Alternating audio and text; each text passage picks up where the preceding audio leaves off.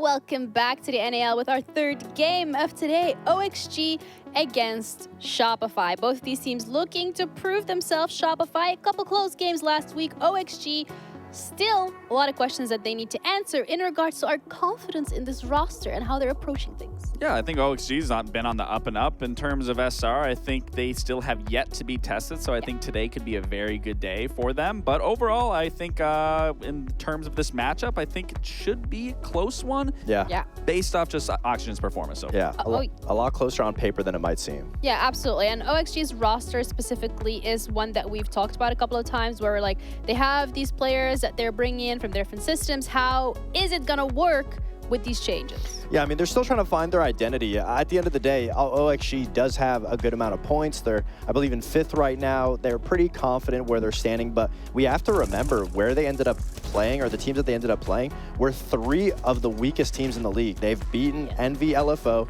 and Cruelty. Their best win was against Cruelty, which was a 7-4. The only real team that they played against that was Dark Zero. It was still pretty close as well, but for OXG, it only gets harder from here. And obviously not having the cleanest victories against some of the weaker teams in the league can cause issues going into it because they still have identity issues that they need to figure out. I mean, you could argue, though, them starting out, being a brand new team, no identity, that starting with the newer teams actually could be a saving grace because you get to work out your kinks. So then when you finally start versing the top or the higher teams, you should realistically have solved all your issues and then now can implement them going into these. Exactly, and you've had the chance to look at the other teams, look at them play as well. A couple more maps, couple more VODs available. But the thing with OXG as well is that they do rely sometimes on individual players stepping up, and there is one in particular.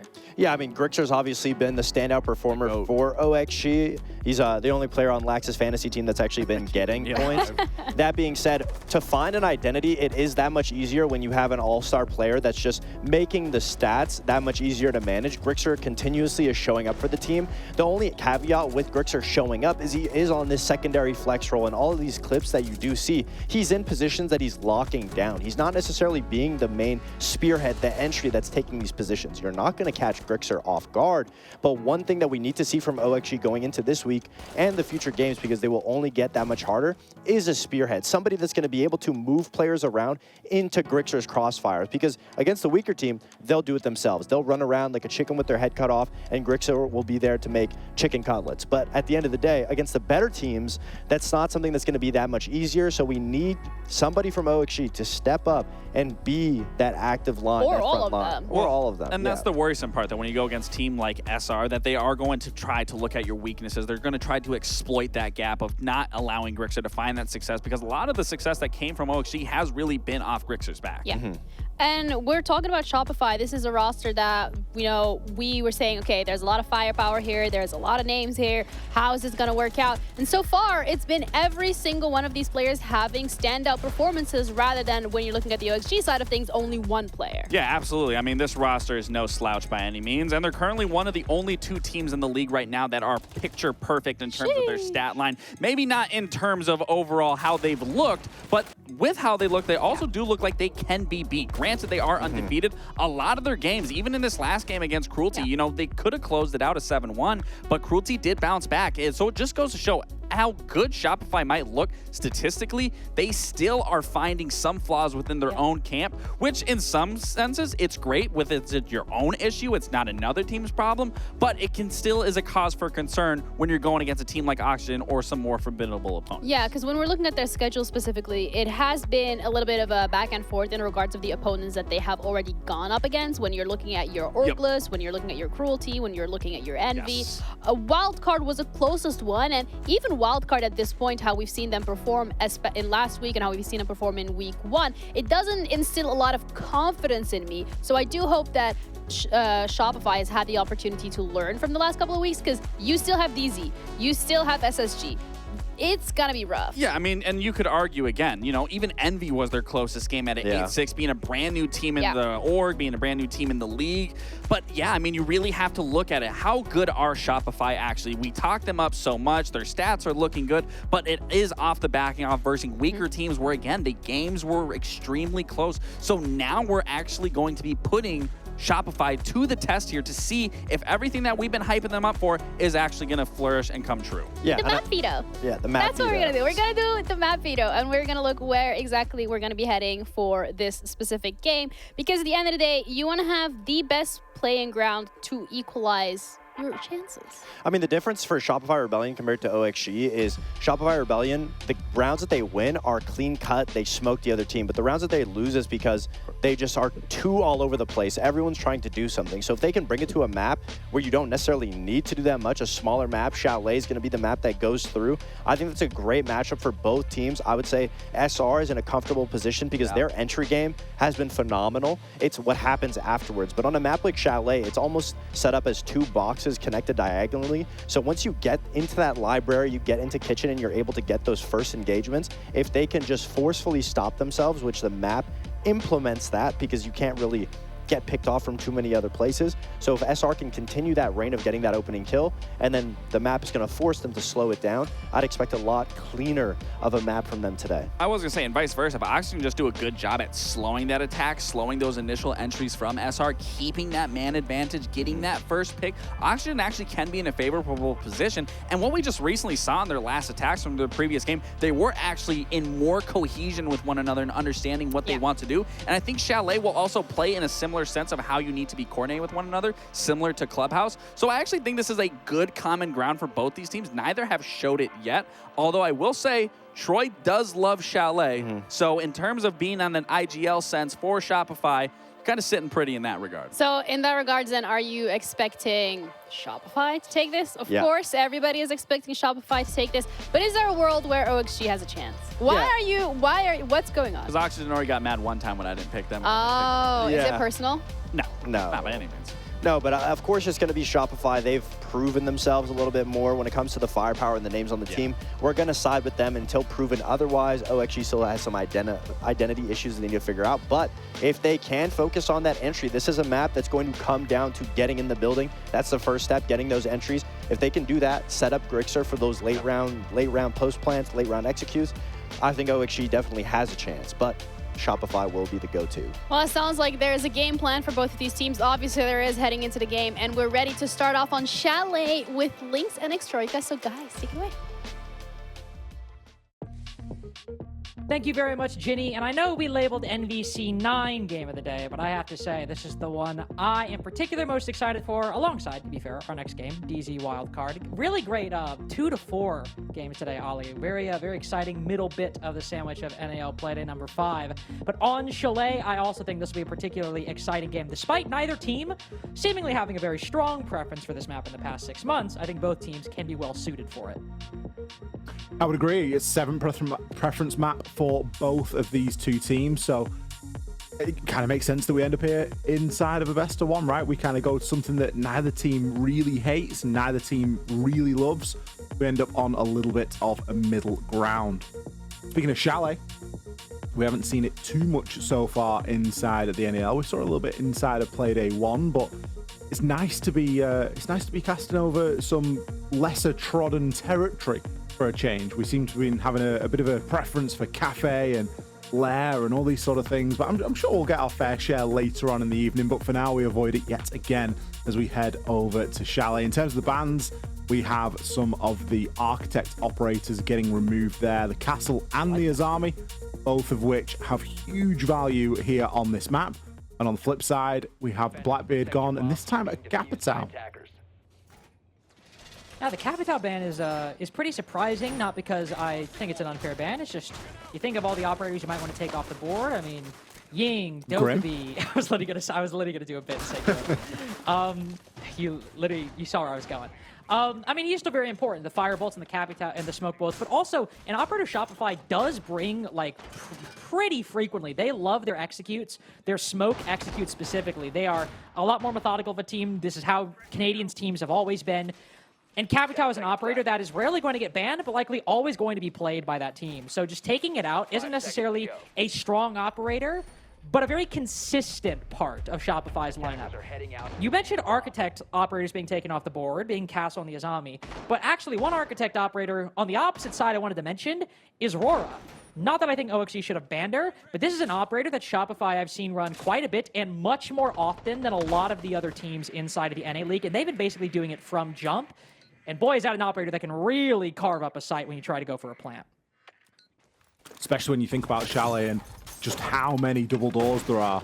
It's one of the reasons why something like Capcan is great in your rank games, just because there's loads of doors that you've got to check.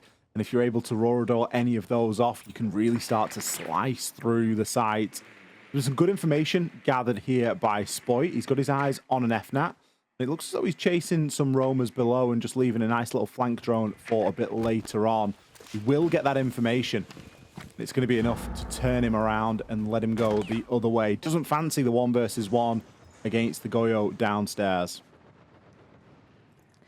You don't need to push that far this early on. The nice thing about Chalet is because of how many, as you said, windows and doors there are, oftentimes you can get a pretty easy opportunity for a kill later on just by sitting outside one of them. It's one of the reasons defense on this map is so difficult. No matter where you're rotating, it's like the opposite of Consulate. No matter where you're rotating, it feels like you're walking in front of some exterior angle. Ambi, though, with only 2 drones remaining from Shopify. Walking up solar stairs with not a lot of intel. Canadian setup, throws a Ying all the way, lands perfectly right in front of the solar single panel, and will force Gomez back. But that's not the site. It's a Bar Games defense at the moment. And so he's just pushed back to the library setup, which is entirely untouched. It's a real heavy extension there from Oxygen. They've held that ground for a good portion of time as well in toward Master Bed. Like, that isn't something that you always see for this defense. Library is going to be a mainstay no matter what. But a lot of the time, Library's the main and only focus.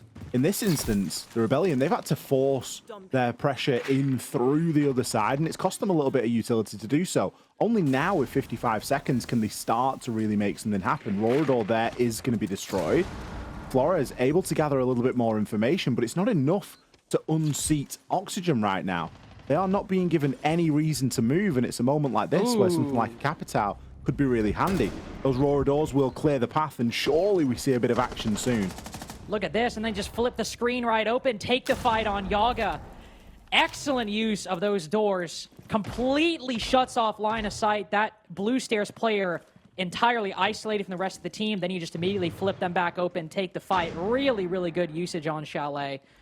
4v3 now, but not a lot of time remaining. That's the issue. It was a great play, but look at how much time it took to set up, let alone how much time it took to execute. But with the advantage, they're making good on it. But Gomez creeps up. 5 seconds left. So little intel for so long. He spots one as Canadian puts the diffuser down. He's got no C4, flips around the corner, but can't secure the kill, neither on coverage nor planter. Shopify Rebellion with the first. Great round from Shopify Rebellion. And I almost feel like I need to apologize there, Lynx, because I was sort of commenting on, oh, they've taken a lot of time, and they did. It cost them utility. It did. But the power of those Roradors was just too much to go up against. If you can secure that Ivy corridor in a way that the Rebellion did just then and put that pressure onto the blue player, things really start to open up. I don't think we saw anybody on the library balcony from Shopify Rebellion, but they didn't need to be. Sure, someone maybe could have got a catch there, but it maybe would have been even a little bit more dangerous than what they ended up going for. A brilliant full map clear from them and using a lot of the clock, which is obviously important on that attack. You've got to get the most out of it, and there's that real fine line between wasting time and playing to the time. And I think that they struck that balance really nicely. And I think that's the thing that obviously I think Canadian teams have always been generally good at, even though when it's been more problematic than other times, is it always feels like you're going to get a good return on your investment when you're watching him IGL. It always feels like, okay, they are taking a lot of time, but I'm reasonably confident that we actually will see good work come from this, even if they don't end up winning the round. It'll feel like that all was going to a worthwhile purpose, and I think, like you said, that round is a fantastic example, especially with an inventive use of Rora on a map that we're only seeing the second time in all the NA League. Making really, really good use of that operator. And like I said, a team that, don't get me wrong, they're not playing her every round or even every other round on the attack. But in the first 2 playdays, brought her for, I think, 3 rounds on each of the 2 attacks, on each of the attacking sides they had in the playdays 1 and 2. It's an operator I think they really see a lot of potential of to facilitate their playstyle, which is isolating positions, denying people angles, and putting the diffuser down. Yeah, absolutely. I think it's an op that we're going to see a lot more, especially when we start getting in toward majors and things like that, when teams have had a lot of time to really play with it and sort of hold some things back almost. I'm sure that we're going to see it a lot more in the future. No Rora in this round, though. Rexon has gone for the the budget roarer in a lot of ways. The sense creates a sort of smoke screen, but the pressure and the attention really ought to be on Fabian. Fabian. Canadian right now. I was slipping back to my like EU days. He's half health on the Monty. He was pushing through that bar, trying to get some sort of an advantage, but Atom has been able to rotate out of there. But again, the Rebellion taking some good early control here. Some good early control to be sure, but I also do want to acknowledge, I mean, OXG are really trying to press as much of an advantage as they can in these early rounds while not actually taking a single gunfight. And 2 times now, they've drawn Shopify's attention, fallen back, and spent half the round, or made Shopify spend half the round to get not much from it. And in fact, now, Canadian falls. Forrest able to find that kill early with the Monty softened up by Adam. Shot taken and finished by Forrest. And OXG still hold on to Library, still hold on to this forward position. Gomez waiting for Rexon to push up. The Sen's cut down now. Ambi, limited intel, 1 player on the stairs. He's got no idea Adam is here. This is where he retreated. He's been here since he fell back from that roam 30 seconds prior. And he's felt no need to move beyond it. He's supporting that Warden. He's supporting that Mira. It's just a clean setup from Oxygen, and where they failed to make good on that setup before, failed to make good on that early round this time, they're looking quite nice. Spoit will find 1. That's Yaga taken down. Fortunately, not much impact from him in round 2. But with the Fuser all the way down below and only 30 seconds remaining, it's looking grim. Not looking good right now for the Rebellion. They will be able to get that wall open, but it's kind of at what cost, right? The diffuser's downstairs. OXG, they know this. Under the cover of smoke, is anyone going to be able to run in and grab it? Spoit will, but it almost overcomplicates something that's already very difficult. 2v2. Will pick himself up another, but it's going to be all she wrote right there for round number 2. I really was thinking, oh, okay. Little spicy kill. Adam off site. Even man count. Pushing the site. But sadly, no. OXG just doing what they did earlier on, which is we have a plan. We have a setup. And you know what we're going to do? We're just going to stick to it. Adam, waste about a minute and a half if you can. You don't need to. But when you feel the pressure, just fall back. Shoot a couple drones, fall back. Don't need to overcomplicate it. Play the stairs. Support us on top library, where our extension is. And that's all OXG did. It was profoundly simple siege, and it worked great. He drew all of Shopify's aggro down below. The Monty was committed to pushing him, and he was trying to shoot him through a wall. He had everybody looking at him. He drew immense resources, and then he just fell back. It's really effective roam game from Oxygen with very little invested. And sure, it's only 1-1, and Shopify did take the first round, but it had good success in the first one, sufficient success to net a victory in the second. And I think this is going to be a trend that'll continue haunting Shopify, and it really does look like OXG might have a strategy that'll give Shopify Rebellion a run for their money. Absolutely. I think if they keep playing in that sort of structured play style where they give themselves, I mean, there's layers to Chalet, right? There's ability to play in sort of forward positions, for example, whether that be if you're defending down in bar and games, whether they extend into sort of office and master like we've seen them do previously, or whether it's the flip side and it's different and they extend into bar and games and the site's actually up in master. There's that option for such an in-depth extension and to play that layered game. And I think it has caught Shopify Rebellion out there a little bit. Obviously, round 1 went their way and they had a very clear and almost clinical plan as to how they were going to do that. And I think the Roaradors was the key component into that. I think if Rex had fallen, if those Roaradors hadn't got placed, the round would have gone very differently. And in this instance, I guess seeing Canadian go down early on the Monty was the sort of big signifier of, well, that round's gone a lot differently now that they haven't got that Monty to play off the back of. Kind of felt bad for Ambi when he was pushing the stairs because he was checking all the right angles and he was just so narrowly missing out on the head and the helmet of the Legion that was just crouched on the halfway point of the stair. But sometimes that do be siege. As it stands, we are back into the game. Thanks for bearing with us. We just had a small tech, but everything has resumed as planned. 10 seconds to go. So we see the Aurora again. I really like seeing it from Shopify. Even if it doesn't work, I just like seeing the inventiveness. I really appreciate that they have been the team, been so bold to bring it out, but deciding to switch things up. I hope we don't see OXG switch anything up. I mean, obviously, you know, keep your opponents on your toes, but I have really liked the game plan from them on the defense through these first 2 rounds. And we're going to see something similar in all likelihood. It's a kitchen dining defense. Ollie, as we all know, got to hold upstairs. No Mira in the lineup, surprisingly. We saw her in round 2, but no Mira to aid that extension upstairs. So it'll be a little more difficult to contest positions like Solar, for example. We still got a really good lineup. Got the C4 if Gomez wants to play down below. You got a lot of utility to burn time upstairs, such as those magnets. But Ambi wastes no time getting in. And hopefully we'll see Shopify collide with this setup momentarily. Ambi's going to be playing that flank role at the moment, just placing those track stingers out and starting to cast the net in a lot of ways for this attack. Those track stingers get placed out, and it is going to restrict somewhat the movement of these defenders. And you can start to send the drones in and gather that information. We can see drones being flicked there. Spoit is ready and waiting. He's just waiting for the cue to call to hop into library, but he knows that somebody's going to be playing on that fireplace.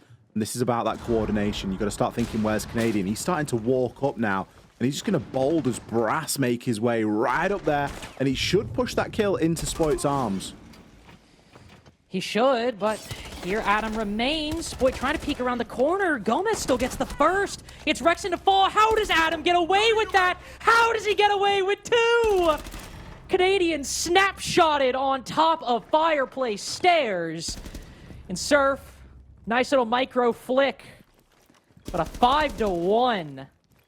Boy, oh boy, OXG have not come to mess around. They have not come to just take half measures against Shopify. They are here and they are ready to play.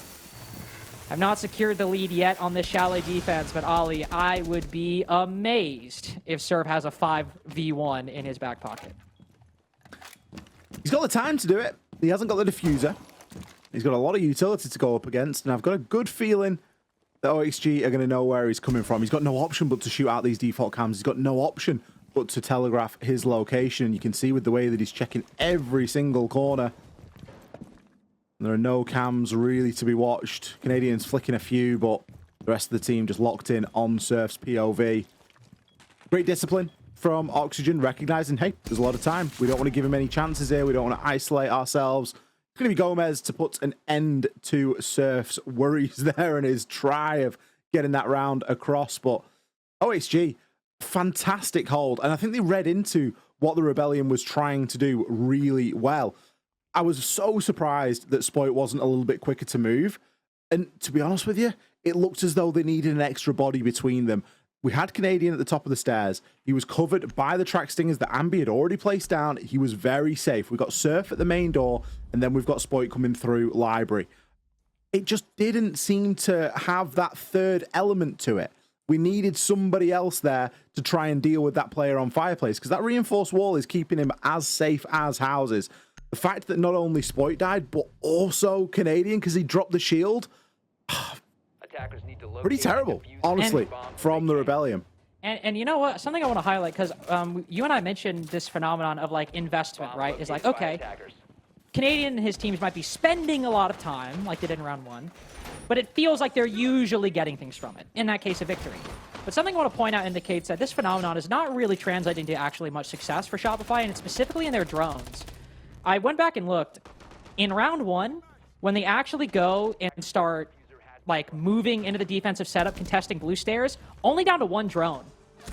When they start running into the setup in round 2, only 3 drones. When we see Canadian take the fight with Omai on Fireplace right there, as he takes that fight, as it's a 5v5, they go down to 3 drones.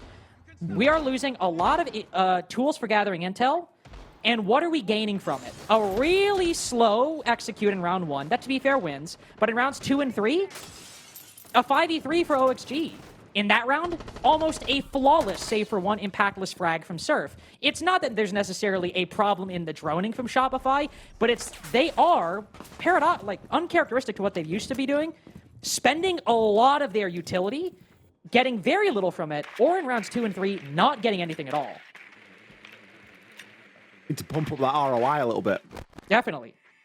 Pump up those numbers, rookie numbers. Something that I really want to see how Oxygen deal with is this is likely going to be a very similar attack, right? We've got the Aurora. We know roughly what the play is going to be. It's going to be a big full clear, straight across, in through Solar. You can see Spoit's leading that charge right now. What is the retaliation from OXG in terms of how they're going to deal with those Roradors? Because they get placed in the same spot, we're going to expect a very similar result. It's the only round that we've seen the Rebellion be successful in so far.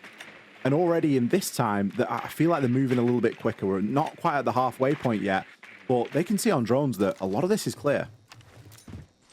I do like to see this, them changing that pace. They are looking at round one, seeing, even though they won it, the big flaw that did exist there. Hope to see a bit more success. Ooh, a bit of a mistake on the flash right there, but the Roradors go out again. BP destroyed. I'm sure OXG will be ready for this. Doesn't even seem like there's somebody actively playing on blue stairs. Got the BP right there. No, Forrest is there. So it is the exact same setup from OXG too, but you can see Gomez taking up a position prone inside of the connector. He's got a mirror window right there and a hole to contest around. So these doors are not the magical solution that they were before. But if I'm taking somebody to win these long angle fights, my money's going on Spoit, and it's going on Spoit every day of the week. They line up for him. 1 taps, 2 apiece. Bought one and got one free. It might just have netted the victory for Shopify Rebellion. 1 on blue stairs. He takes another fight behind the shield. It is all the boy wonder in round 4 with Grixer, the highest rated player on OXG, with the world to do. Highest rated player who hasn't done too much yet inside of this series. Still yet to find his first kill. He's got 20 seconds to find 4 of them. Now, we've commented a couple of times about the information game, and it again seems to be lacking from Shopify, but Spoit will be able to give the call out there, and that should be the round said and done. They do still need to find this final kill or get the plant down under a flurry of Candelas. It will be Canadian with the pistol to see an end to that round. An exit frag there for Grixer to pad his stats a little bit further. And it seems that the Rebellion are very good at attacking one site and one site only here on Chalet, and that's Bar and Games. That's true, but I was about to say, if we're being accurate, if we're being objective, that round was not looking great. It wasn't looking bad, but Adam gets a 5v4 for OXG at a minute remaining. The library setup is completely intact. The only reason is Spoit. The only reason the player on your screen is what unlocked that round for Shopify. A 1-tap onto Gomez, playing a little fast and loose on the reinforcement, and another one onto the player in library. If Spoit doesn't net both of those kills, if he only gets 1, I think that's a different round for Shopify. Yeah, I agree. And I don't think it's one that ends well. No, that's why you pick him. That's why they picked him up. He is that difference maker. It was a horrible angle. I mean, it was a nasty angle that Gomez was holding to begin with. The kill onto Yoga as well. I mean, Yoga's still got the deployable shield to play behind, but at that point, it's kind of panic stations, right? Because your whole defense has been looking rosy. And then you lose 2 players, and you kind of think, oh, I've got to kind of do something. Don't want to get caught behind the deployable if they're just going to rush me, or they might try and ice charge it, or something like that. So tries to take the gunfight, but Shopify do level up 2 rounds apiece. But as the timeout indicates, they're still not happy with that performance so far, and there's definitely room for improvement, especially on these alternate sites. Back up to the top floor now. We're going to see a pretty hefty 6-pick once again. 3 ops getting changed out there. We're going to get Ambi back on that gridlock. No Monty this time, but instead Spoit is obviously feeling himself now. Maybe he's earned his Deimos round. He's had a good couple of rounds on Ash. Get him on the Deimos. Promoted to Deimos. And I'm glad you highlighted the Monty, because I think if we can criticize Shopify for 2 things, Ollie, this game, we've already done one. Very slow, and on Bar Gaming, very linear attack. I think we found the big flaw in that Aurora strategy is it kind of really pigeonholes you into Ivy, and it's pretty easy to read into, as OXG demonstrated. But the other one, there's definitely seemed to be a bit of desync between the rest of the team Canadian on the Monty. Where the desync is, I'm not sure. But a couple times, Canadian has been caught out either by himself or finished off pretty early on or had minimal impact in the case of rounds 2 and 3. And as we go to Master Admin Office, where we saw Canadian go down first on the Monty, he's on the Ying. They had success in it in the previous round. He's played it in round 1. It's the main operator he's been playing on Bar and Gaming. And likely going to try and, of course, be good for the execute. But also, I'd imagine, probably set up Surf and Spoit on this entry a little bit more with those Candelas in the early round. These are the kind of rounds that we want to see, really, from the Rebellion, because we want to see that carefully orchestrated push. You can see it starting to come now as there's a track over on Atom. We will just find a little pocket of safety for the time being and avoid the shots from that Vendetta of Spoit. More work in the drones, though, to really sort of nail down this initial engagement, as Ambi will be allowed to rotate up those solar stairs. Bear in mind that this is a top floor attack. That's a really important area of the map to get control of. And now that Shopify have that, they should be able to mount something. They should. And one big difference between their Bar Gaming attacks in here is we have a second dimension. We have that Deimos down below. And if it feels like we're talking a lot about Shopify, not OXG, I think the reason is OXG did the same thing 5 rounds in a row, which is put forth the setup and play behind it. Aside from Gomez or maybe the player library peaking, they have been quite patient to let Shopify push into them, and they've not had to do a whole lot. But again, it's Spoit finding a gunfight given to him, finding a player over peaking, taking it, and now Shopify ready to sprint with it, finding a way into the site. Surf needing to just shoot a couple holes in that wall to move and put the diffuser down. Yaga fights back, takes off the MVP for Shopify this game, but it's all for naught. He might get 2. It's still even. It's still a post plant. It's now Shopify in the lead, up 1 body and Adam on 1 HP. Vulcan Pack detonated behind Ambi, but he's still safe. He's still secure. He's not worried whatsoever. Grixer with a lengthy pre-fire against his former teammate comes away the loser. And switching to the secondary, it might be faster than reloading, but it does not seem good enough to secure you round 5 in the face of 3 attackers. Nice shot. We can at least give him his flowers there, with only 3 seconds remaining and not much else to do. Shopify with their first, truly, I would say, convincing round from start to finish. That's what we want to see out of this Shopify Rebellion side. We want to see these attacks that on paper look extremely simple. That was just get control of Solar, walk in and plant. It's far much more than that. But the way that they're able to execute it off the back of an opening that Spoit creates, threads a headshot through the site, through all the openings and the reinforcements and the rotates that are made, and is able to gain that opening. And there's no questions asked from Surf. He's immediately straight through. The mirror window was popped, bang, the kill comes through, and then they're able to hold in the post. They don't overextend. Not even sure that Canadian left the rappel there. Big round from Shopify. The timeout paying dividends for them. Question now is, can they make it a 4-2 half? Oxygen, maybe this is the time to wake up a little bit. You commented there, Lynx, that they've done the same thing multiple rounds in a row now, and that is just they set the stall out and they sit behind it. We need to maybe see a little bit more flexibility, a little bit more willingness to rotate, and I think that these operators speak to that. It's going to be a kitchen site, which means that you have to control the top floor, which means that by the very nature of that, you have to be a little bit more flexible. You can't just set your stall up and play behind it. And not only can you not only do you have to be a little bit more flexible because of the extension, but also as Shopify have shown, they said, okay, you were trying to go a little big brain with those strats, Roar pushes, Sens, Monty pushes. We recognize we were cooking a little too hard. We were overthinking it a little bit. So as we've just run a pretty default solar clear, now you're going to need to put obstacles in our way. Because if we get set up, we're going to smoke you. All we need is Spoit to get a kill, and we basically won the round. So OXG, hopefully we'll see a little bit more activity in that early round and actually try and stop Shopify from getting set up. Because it's no longer an attack that seemingly in this final round is going to be taking a lot of time investing early on. They're going to keep it very simple.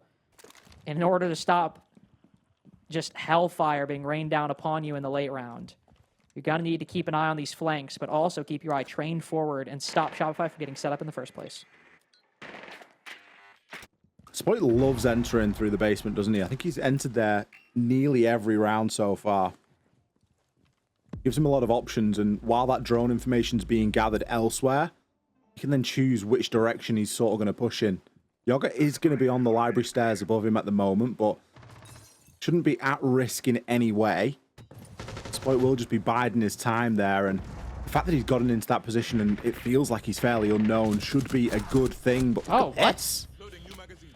I'm not even entirely sure what's just occurred. I mean, Spoit, a lock onto Forest. 8-4, but now it's just him and Canadian.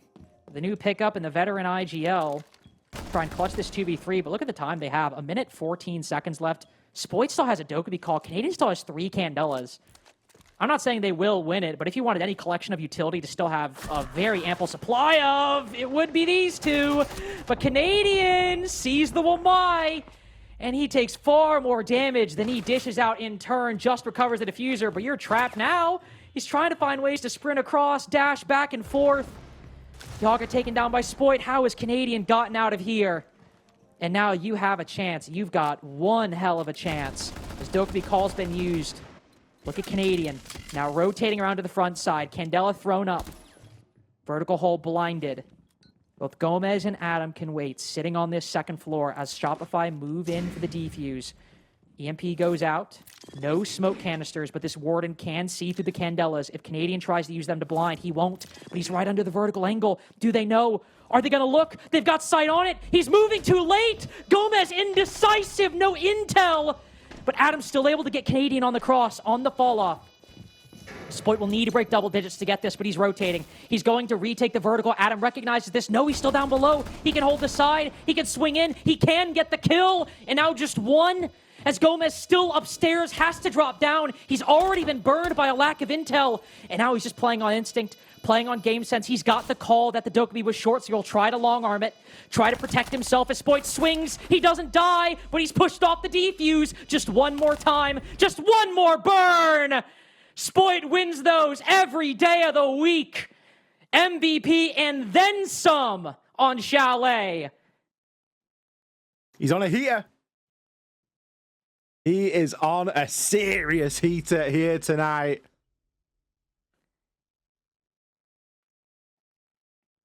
Spoit doing the business, showing why he is such a valuable player to have in the roster. Single-handedly winning the round there, and honestly, I mean, Spoit gets the kills and he does the glamorous side of things, and it's the big, you know, Hollywood moment. Oh, he's hit the shots. But rewind to Canadian getting out of that position, because I have no idea how he slipped the net. I have no idea how he slipped the net there. He should have been dead to rights, but he was able to recover the diffuser and recognized where the strength was. What little strength was left in that round for Shopify rested with Spoit and his positioning. He had a great spot just outside of the doorway there. He was able to cover getting the plant down. Sure, Canadian gets the plant down and dies, but it doesn't matter. Spoit had so much surety, and there must have been a drone assisting him there. They had an ample opportunity for there to be a drone inside the main lobby, a drone at the top of blue stairs, something to just give him that confidence to be able to play in that position. And OXG really didn't have a response for it. I'll tell you what, it didn't. After the first round and we saw the first push that Shopify did, I was thinking, blooming heck, these guys look good. We see rounds 2 and 3, and you sort of question, are they a bit of a one trick? Then they pull out that kind of a round. All right, it's not, you know, brilliant strategy or anything like that. It was, again, off the back of Spoit's gun skill. But you look at the scoreline now, you think, that's a 4-2 half. They're only 3 rounds away from tying this game up. Yeah, that's what I was going to say. Like, it's a 4-2 half, but it's a 4-2 half on Chalet attack, and you needed Spoit putting in the work to get you there. A 3K to open things up in round 4. And then, to be fair, a Spoit Canadian 2v4, but a Spoit 4K. And you also needed, as you rightly pointed out, Canadian literally like vanishing in a puff of smoke in Trophy to get the diffuser over to Fireplace in the first place. You needed a lot of really unlikely things to happen just to get a pretty standard lead on Chalet. I don't think OXG are going to be feeling too tough about not only that loss, but that half overall. Sure, you could have had more. You probably could have had a 4-2. And that sucks. But on Chalet, that's fine. That's A-okay. A lot definitely rides on this opening round for OXG here. They really don't want momentum to get the better of them. And if Spoit's feeling himself, It'll be very difficult to try and battle back against that. One of the most mechanical players we have in this game. It's Ambi to open things up. Takes Forrest out. Forrest, a player that really has been struggling on this OXG roster this stage. Isn't going to have anything to say inside of round 1 here, and he was on the Monty. It seems it's just an ill omen to pick Monty in today's bout on Chalet. Canadian meeting a couple very, very strange and impactful ends with the intention behind bringing that Monty, often the focal point of any strategy the attack wants to put through. Now Forrest understanding that same position intimately, but Surf, what is going on? Where are these kills happening? Another one going down on blue. We saw Gomez flanking up the blue stairs earlier. Now Yaga taking that same position. Diffuser is out. Is it in Fireplace? Is it outside? I don't even know. What has occurred? What has happened? If I said that this might be a very winnable half for OXG, which I did, Ambi has left the game, and it's basically just as unwinnable as it was before. Yaga does spot one, creeping up the blue stairs, and now I'm getting a little nervous. Not very nervous, but just a little bit. Yaga's only on 1 HP, but he's got 2 1v1s he can isolate here. One on the right side, he's just spotted him. The first chance at it doesn't go his way, so he'll try a different position. But he can still take this 1v1. The nade goes in the corner, such a smart play. Instead, the Frost moves outside to dodge it. That's actually a really smart heads-up play by Rexon right there. Oh my goodness. And not like this. What? Not like this. There's no way Yaga made us watch for 30 seconds as he tries to clutch it. Gets it into a 2 versus 1, which was actually winnable, and then just waltzes over into a frost mat. I'm not having it. I'm not having it. No, what? Come on. There was a peek that he did onto Rexon there, and he perfectly saw him, and he went for the 1-tap, and it obviously missed. And I was just like, oh my, if he wins that, it's all on Canadian. So he's just got to clutch it up if he wants to win. Oh, all that for a Frostmat, eh? In the time that it took Yaga to bait all of that and to try and get someone to peek him and get a kill, Ambi returned. We're now in a tactical. This is an OXG tac timeout right now. And to be honest, it probably doesn't come at a better time. They need to do some soul searching right now because things haven't been going their way. And it's been a clear lack across the board. I think some of the performances that we've seen put in, it's been lacking for what you expect at this level, especially when you're going up against a team as talented as Shopify. Well, and also now you are in the unfortunate position where now that you've lost that first attack at a pretty dominant margin, now you're like, man, it could be 4-3 right now, our favor, if Spoit doesn't go God mode in 2 rounds. But it's not. Now it's 5-2. It can definitely affect you a little bit, and I think it's a great time to take a pause, especially given the margins and also the importance of the attacking side. But to be honest with you, I am still really curious as to what was happening on this attack. And I don't mean that, like, OXG didn't have a plan. I mean, I just don't entirely know. It felt like Forrest either hopped in by himself or a bit unsupported. You'd think the Monty with the diffuser hopping in a window, that'd be a pretty good trade to get, but I mean, he just died to Ambi, and I've gone back to try and rewind, and I think he tried to hop in the garage single window, or like the fireplace single, and Ambi just caught him, like on the middle floor. And if I'm correct on that, nobody was supporting him. Nobody was behind him. Gomez was flanking up blue. Yaga was on top of off his balcony double. One guy was outside library. Just seemed a bit disjointed, is what I'm getting at. Seemed a little disjointed. Something that I'm finding quite ironic in this game is, and it comes back to a point that Fox was making on the desk, that OXG don't really have that big standout playmaker at the moment. Their best player is Grixer, and in this game, Grixer's struggling to get going. He's still 2-5. He doesn't necessarily play that most glamorous sort of frag-heavy role. He's mainly going to be looking toward those flanks and hoping and getting his team to really funnel people into his direction and into his crossfires.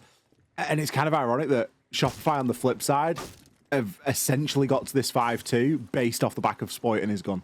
Because that is the player that's stepping up. It's polar opposites at the moment for both of these two teams. And OXG just do not have that figurehead to really get behind at the moment. They need a serious pop-off from somebody. because this game is going one way and one way only at the moment. We are going to see them try and attempt a little bit of a solar over here. They're going to be placing those Selmas out and trying to gain control of that top floor. We do actually manage to see Forest successfully manage to get himself in on the rappel. I'll give him credit for that, but I mean, to be fair, Surf has kind of found a little bit of a gap here, but is Forest again by himself and Gomez a little behind. Again, Forest opening pick 2 rounds in a row, and it feels there's nobody really there to trade him out, but we can say this. Surf is cut down, and they're right outside the site. You got 2 players on the top floor at the moment, one directly above it, one all the way across, and OXG have worked themselves in very quickly. They have time to reset too. Only 4 drones, to be fair. They've got a Dokkaebi call, got flashes to open this up. Just going to be a question of how well they can deal with Shopify. Not only, of course, holding these horizontal angles, but also these vertical angles. As you can see on the defense. Adam looking to hop in. The West main single. He's still got the Dokkaebi call. A lot of time being spent on this setup. A lot of time being spent waiting. Dokkaebi call is going to pull the defenders out of the cameras for now. As you've mentioned, there's a severe lack of presence upstairs. We are just left with players looking to try and desperately find angles. Canadian's in a great spot right now to call out for his team. Tucked in. Will get droned there, and I'm not sure if he realizes it. Will manage to find that drone. The nade now comes in. He's in a bit of a tough spot because if he moves, he's going to get shot, and if he stays, he's going to get exploded. There's no option here for Oxygen, but they have to try and push this. They have to try and nail this down. It's taken a lot of investment, but there we go. It really does pay off for OXG. I thought we'd at least get the plant down, but all the angles around it come alive. I will say, we're starting to see them sitting outside the site for almost a full minute, and I'm just like, oh no. Oh no.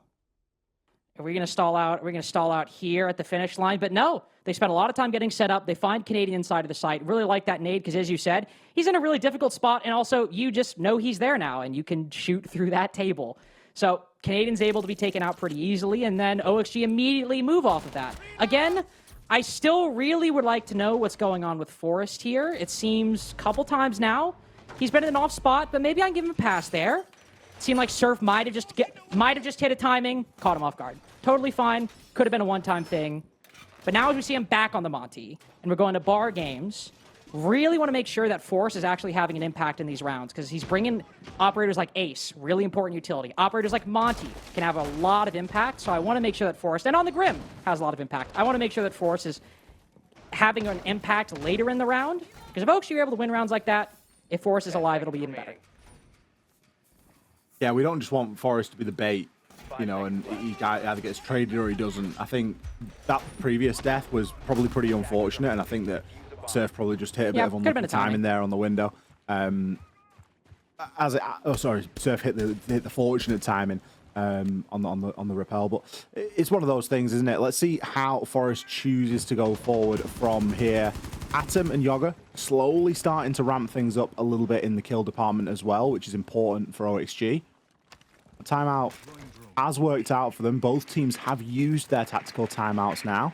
It is worth noting it was required from Shopify in the early part of this game to really steady the ship, and it did them well. They were able to pick up a good couple of rounds off the back of it. I'm not sure how much the timeout really had to do with it, and it was more off the back of Spoit and his gun skill. But OXG did manage to get one away there as well. Now they're going to be looking toward this basement. Is it a basement or is it a bar? I think it's a bar defense right now. Seeing how they're going to try and take control of this library area. It can be called as clear right now. Yoga is going to waste no time, I'm sure, in getting himself in. It's actually Forrest in first. Classic Forrest. Of course it is. He's up in the hatch, though, and immediately hop back out. You can see player tracked upstairs, and Oryx in play, who's now dashed behind that reinforcement, will dash right out. Worked himself in a bit of a tricky spot. Is OXG really confident on this library take? Ambi taking a big risk, but one that pays off. Yoga ends up being by himself. I don't think he expected Ambi to challenge him that aggressively, but Adam there for the trade.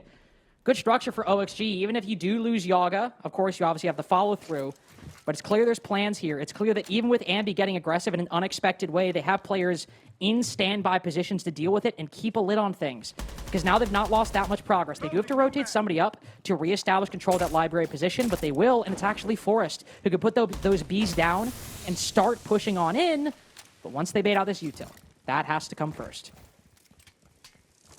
The util shouldn't take much baiting out, though. There's only one Toxic Babe canister left, and there's 55 seconds on the clock, so if you're the defender, you're in a pretty good position at this point. That last Toxic Babe's going to get sent out right there as well. The info from the site is going to be diminished.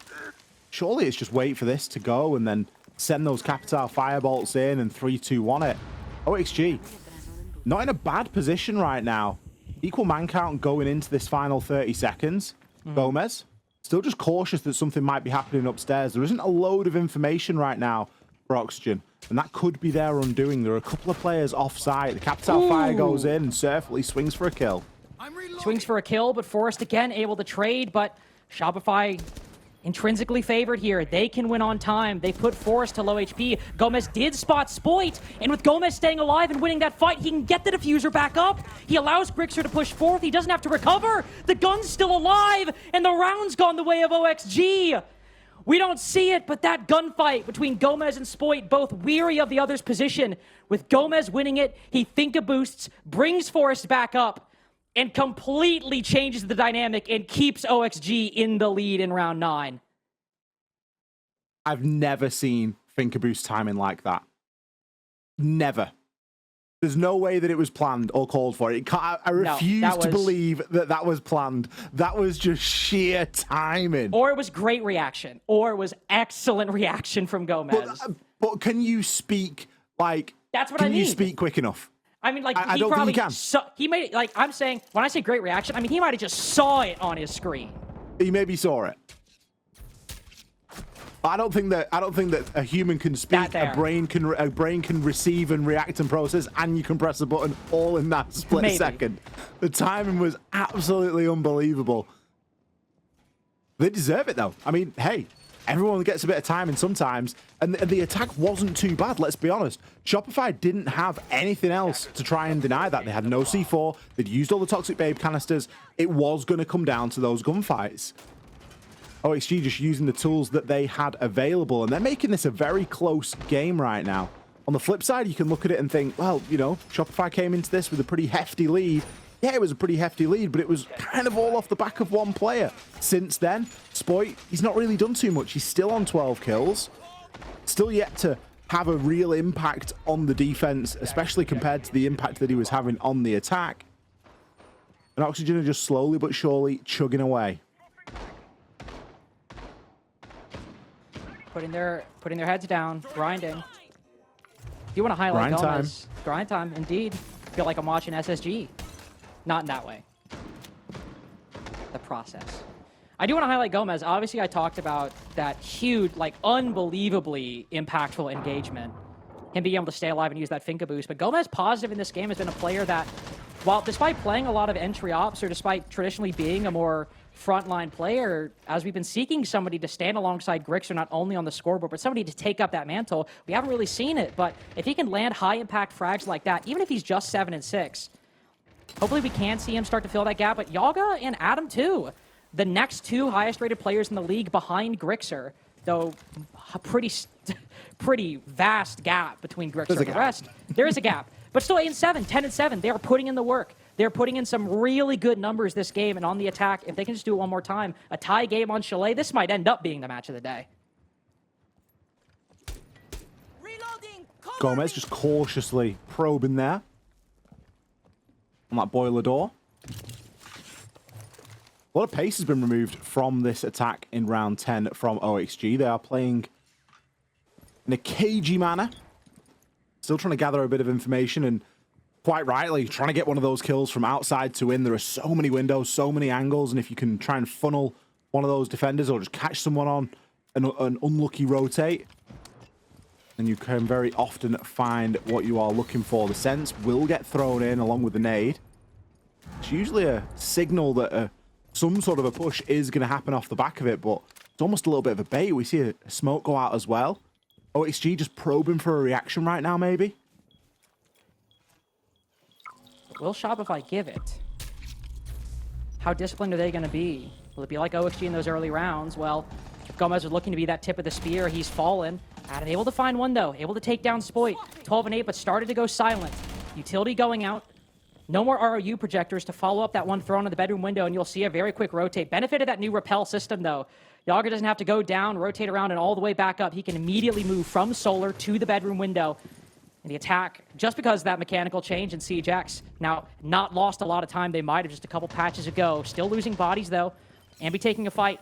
Adam, the player who opened things up, who kept it competitive for OXG, now gone down, and it's a 3v4, 2v4, almost a 1v4 as Forrest is put to 1 HP. It seemed like maybe they could have it, but with those early engagements, the hope slowly dies for Oxygen Esports as Shopify move up 6-4.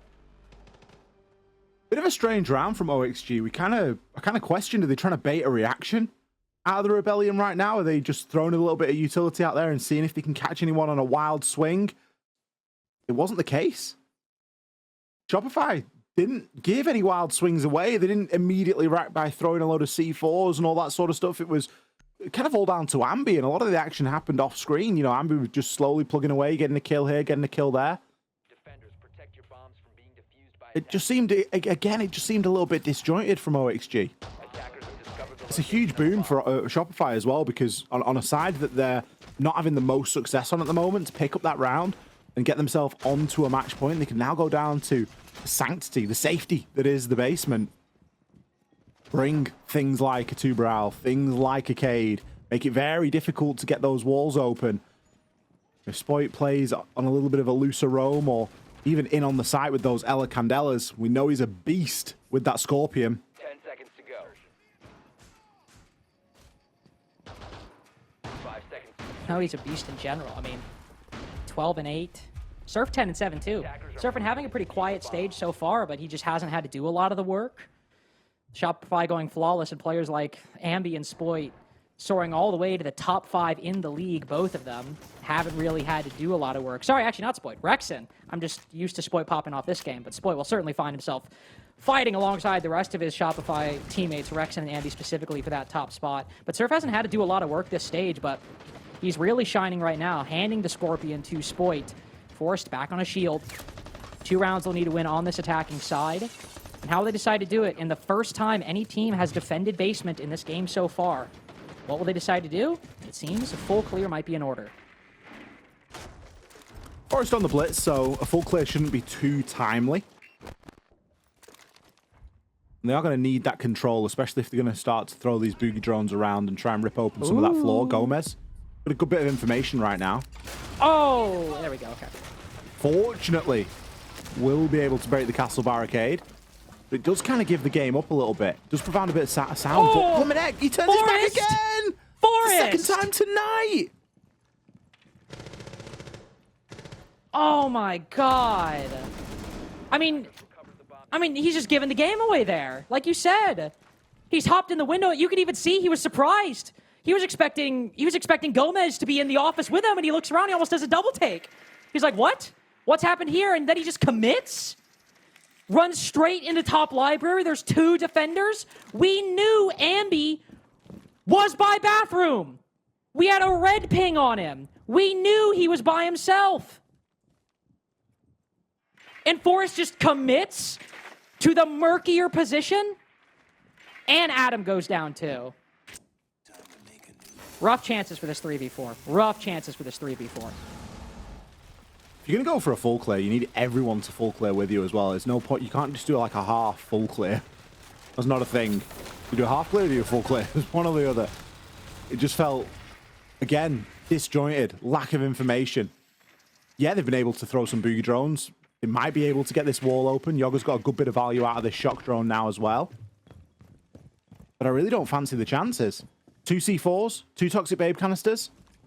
Trained killers pointed in every direction.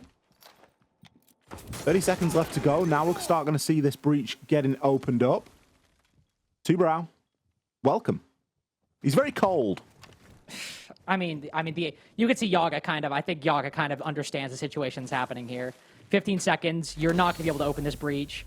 Gomez has worked his way bottom fireplace, but he's spotted on a BP. He doesn't have diffuser. Ambi around the corner. Huge win on that gunfight, actually.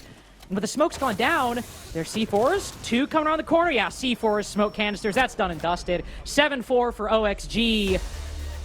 But I really have to look at that top floor clear. The boogie drone getting caught on the barricade, stopping Gomez from going in. And then Forrest still commits to the piano window hop in. For a game that had a lot of potential to go the distance, especially with a competitive first half, really, really sad how it ended.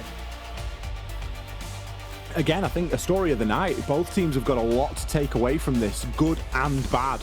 You know, from the Rebellion point of view, great game of Siege. They managed to win, but at what cost? You know, had it not been for Spoit in a few rounds, it would have been a very different affair indeed.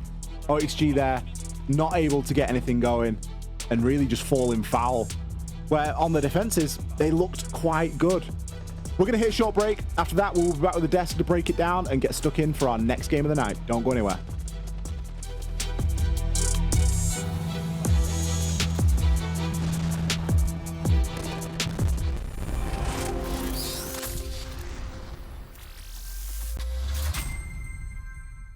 On my vert. Walking down, beast, walking I'll down, be right back, side. Swinging you. Two. The other one's on my vert. The other one's on my vert. Can we? Yeah. I can smoke, I smoke. Horn. Here, sliding. Dead. Nice. Main. Main. Let's fucking go! Nice! Let's go! Let's fucking go! guys. Big game, bro! Big fucking game! Keep pushing. Let's go. No, you should keep doing I that. felt like I was part of the team. Like, you know, it was our prediction. We're part of that win. You Nope. wish. All right. No. Well, forget what I said. Anyways, Shopify do manage to close this one out. Which for me though leaves a lot of question marks in regards to OXG specifically because, you know, we were saying Shopify played teams that weren't too strong, struggled, had some close games. Are they going to be able to do this cleanly? They did.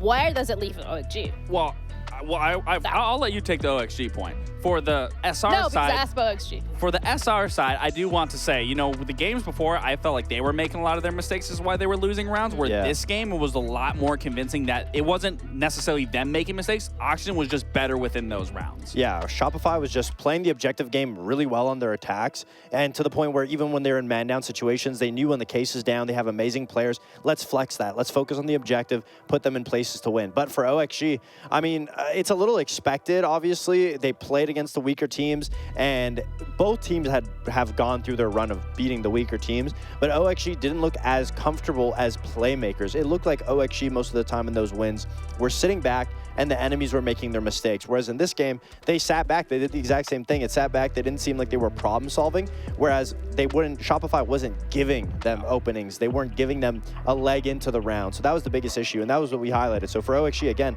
I think once they just figure out how to be able to get those opening kills, those entries, get in the building a little more, that's where you're going to find OXG to find a little bit more success because the other parts of it are still pretty decent. But as for Shopify, I'm really happy with the performance. It was clean. It's what we wanted to see. Still undefeated. Still undefeated. Still, I would say against a team of a weaker caliber, I'm excited and hope they keep this same level of energy going into the harder opponents coming up for them. Yeah, something to look forward to in the future. But for now, we're going to be talking about the present, which is this specific game and the Blacklight detail, going over to Spoit because, I mean, it is Shopify.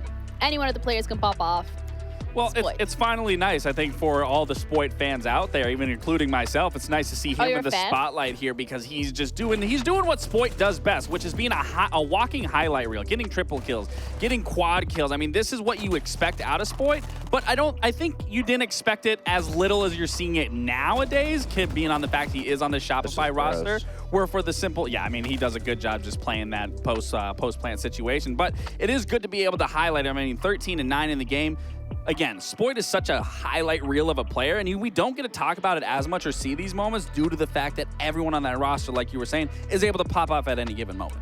Exactly, and one of the people who we haven't spoken to from this roster yet is Surf, who is ready for the interview. So, Surf, lovely to meet you. Congratulations. Another points added to the tally. How has the journey been for you with this Shopify roster? How have the last couple of games been? What has been your main takeaway? Well, what's up, first of all? What's up? There's that smile. I was wondering where it was. You had that stone cold killer face on you. Right now, for us, we're just taking it game by game. I mean, we have a lot of good players on our team, so we're expected to win. But at the end of the day, we're still barely a team for like a month and a half now with Spoit. For me, my takeaway is kind of just let Spoit and Hemby kill everybody, and that kind of just cleaned up the round with Troy and Richie. So, I mean, that's interesting that you say that, because you had a pretty big game today, and I feel like you're always consistent for SR. You're always that flex player that's being in those positions when needed, so I hope you give yourself some credit as well. My question is more or less, you guys have played some of the weaker teams, quote unquote, and your schedule only gets harder from here. Are there any key factors that you guys want to make sure you're tightening up on going into those games against better opponents, or anything that you guys are maybe worried about or looking forward to playing against better opponents? yeah, so for us, it's not really about who we're playing. Every team we take with the same amount of seriousness and the same amount of competitiveness. It's more so just taking it game by game and really just fixing what we need to fix, because every team will abuse our mistakes if we let them. So. For sure. Well, Surf, congratulations. I do want to see a little more of a smile out of you, because I'm not getting enough energy from you, because I saw you in that winter comms. But I want to talk about just your career in general. Obviously, we've talked about this before, but even for the newer people watching, I mean, your start in the beginning of your career wasn't the best. You found yourself joining the Sonics, now onto the Shopify Balance, still the same roster, just different org. I mean, what's been your biggest takeaway just so far in your career and being more of an established centerpiece in a roster than kind of what it was back in the day? For me, I always pretty much held myself to a pretty high standard. So for me, it was just a matter of getting the same amount of, like, the same people around me that hold themselves to the same standard. And now that I have those people surrounding me with experience, it makes my job a whole lot easier, because they have the experience, and I just kind of take away everything from them pretty much. Awesome. All right. Well, thank you so much for your time for the interview. And again, congratulations. Good luck in your game tomorrow. We'll see you around. Thank you. Have a good one. Aw. I love how you kept asking for a smile and more energy. I need a little but I from do these think players. it's been a long day for them. It has. I mean, both me and you know, after 1 hour of a pro match, I am done and dusted the rest of the day. I don't want to do anything. I don't want to talk to anyone. Yeah. I just want to go lay down, hop on my phone, and chill. I really used to love the group bubble baths we would take after our game Those wins. were fun. And then we'd cuddle up all in bed and watch a movie. And Well, not even watch movies. We'd watch old VODs, kind of, where things went wrong, where things went right in the round. I mean, it was a really good In the bonding bubble bath, experience. or- In the yeah, bubble bath. yeah. Especially, no, Lax was so good at those foot rubs. You were Anyway, amazing at it. schedule for today and the games that we still have coming your way, because I know nobody wants to listen to this. If you do, what's wrong with you? Some do. We have DZ against Wildcard and M80 Cruelty. Now, the last game, I do expect this to be more of a one-sided one, but the DZ Wildcard, this for me is, I mean, DZ is a top dog. The team that's, undefeated. Best They look team. incredibly strong. Probably the best team, definitely the best team at the moment Best in team NA. in NA. And then you look at Wildcard, and they used to be the best team in NA when we were Whoa. looking at Reload. Oh, yeah. When we were looking at When we were looking at Reload, That's like, looking at let me Reload. stay on the fine print. They okay, made it there. calm That's down. good. But, best team is a stretch. I mean, definitely then. impressive. But we got to see them, a little bit more consistency from them. But, best and wildcard, I wouldn't necessarily put them. I think wildcard is a perfect name for them. Some days they can be good. Some days they can be Maybe bad. not good. I was going to say the other word, but I don't know if I can curse on the broadcast. I was like, someday maybe good, someday maybe not. But either way, we're going to be back with the maybe good game. Definitely the good game after the break, with DZ going up against Wildcard. So stick around.